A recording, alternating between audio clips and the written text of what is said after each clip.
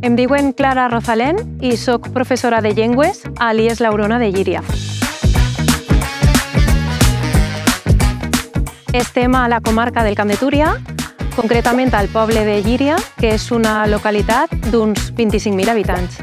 Tenim interès en aplicar aquest tipus de projectes artístics a l'institut perquè trobem que és un apropament de l'alumnat als llenguatges artístics d'una manera que ells no estan acostumats a treballar i perquè prenguen consciència que els llenguatges artístics ens ajuden a tractar temes del món actual, com poden ser temes mediambientals en el cas del taller que nosaltres hem treballat.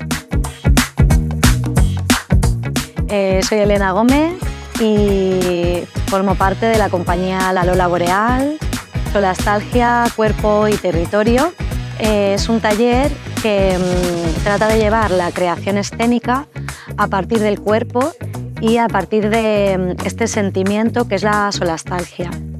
Es una palabra que todavía no está en el diccionario, pero que está muy vigente hoy en día.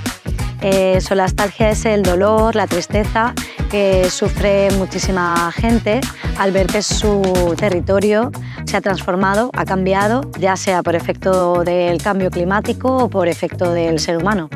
Trabajamos con gente mayor en el Centre Sàvia de Llíria y con jóvenes de primero de la ESO del IES L'Aurona de Llíria.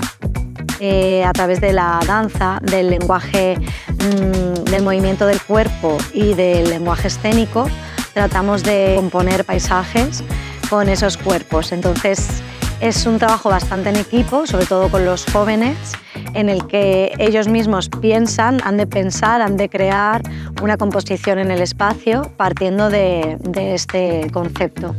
En este proyecto tiene mucha importancia el que sea intergeneracional porque digamos que los sentimientos de solastalgia principalmente quien los tiene son la gente mayor, porque ha vivido más, simplemente porque tiene más experiencias y puede tener más que contar en torno a este concepto.